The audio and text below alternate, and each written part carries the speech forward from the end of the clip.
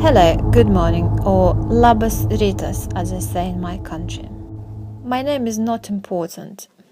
I would like to talk to you about recruiting. This is easy. There are so many people who want to come to the UK for a better life. So we go to big market squares outside the prisons, the homeless shelters, and drug rehabilitation centers that treat mental illnesses. In Lithuania, the average wage for a farm worker is about €325 a month. I promise £250 per week wages, accommodation and transport, and plenty of work. We call our workers horses because that's what they are. One horse can make loads of money. We know the families they come from, so we can always go back to someone at home if we get a problem with them. I get a worker, usually desperate, not well educated, no English. I tell them I have work for them in the UK. I don't usually specify what work. Some ask if they can be carpenters because they're qualified. I just agree, and then when they get to the UK, it's too late. I charge them £150 for the bus to get to the UK. I have 4 minibuses I use in rotation, back and forth, and I swap which port I come in and out of. I promise accommodation for £50-60 per week. I have loads of houses that are sublet, and I have one guy in charge in each house. He's my lieutenant, and he collects all the money and makes sure that there is no trouble. No stepping out of line. So the worker owes me to travel for the accommodation, and then I charge to find work, which is another £250. They have no money, but I tell them they can pay me back when I get them work. Some of them have no money for food the first week, but they always survive somehow. The houses is a very good way to make money. I can have up to 9-12 people living in a 3-bedroom house, which I pay £350 per month for. They can't go anywhere else. They don't know how to. There will be trouble for the family at home if they don't repay me. Each house can earn me about £30,000 per year. In my own house, I have 2 horses. I need people to clean and tidy for me, and they repaint it. I keep them occupied. My repayment to them is not abusing them. Most of my houses are cold and damp. Horses only sleep on mattresses on the floor. They don't need anything else. The houses are not too good, that's why I get them cheap. No one else will live there. Most of them are infested with bugs and cockroaches. I open bank accounts for them. I have contacts, and I can open 4 accounts for each worker.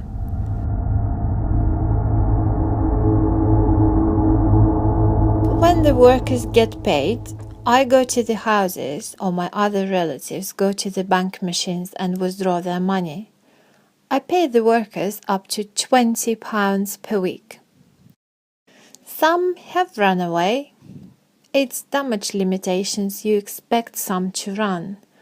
But they owe me money. I don't ever forget, so when they get caught, their life won't be worth living, and that of any relatives. You see, if they have money, they will waste it buying drink. There are loads of charities that will feed them, and all the restaurants throw away food, and the supermarkets in the big bins at the back of the shops. I like to keep them moving. Without telling them, I will get them to pack, and I move them to another part of the country. I get them another job, and they owe me another £250.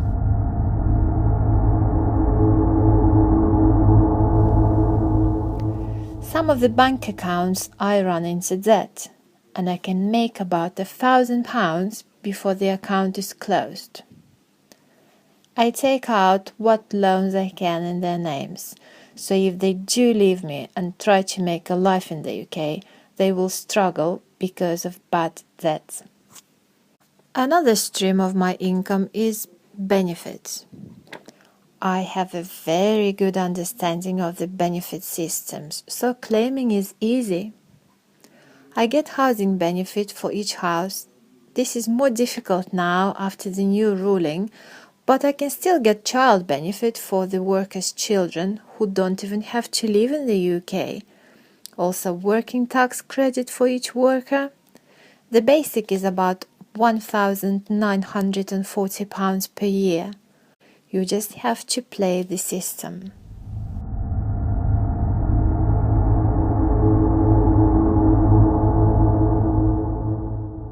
The best jobs are the full-time ones, but I get a contact with agencies, either someone who works in the office who speaks Lithuanian or the management.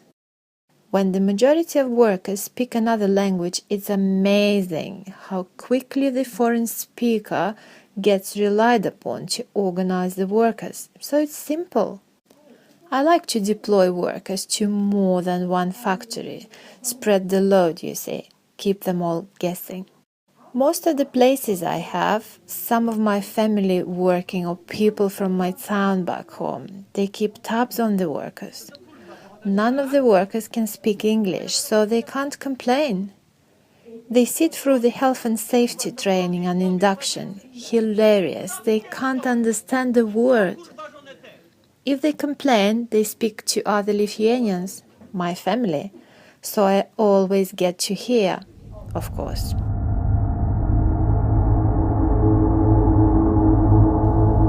The family at the factory have their own scams going on, for cigarettes or booze in exchange for shifts. It's about £10 per shift if they want to work.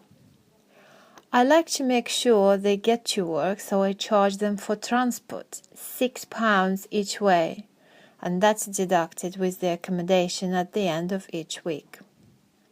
I like expensive cars like Mercedes. I buy my cars in Germany and use workers' names for vehicle and insurance, so it's not struck back to me. There are good fiddles to be had on insurance claims.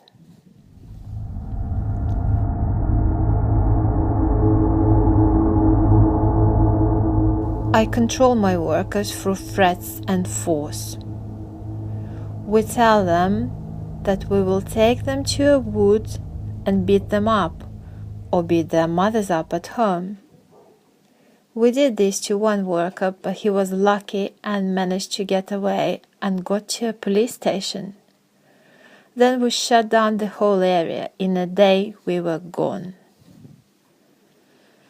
We tell them they're not allowed to go out, they're not allowed to speak to workers in any other houses.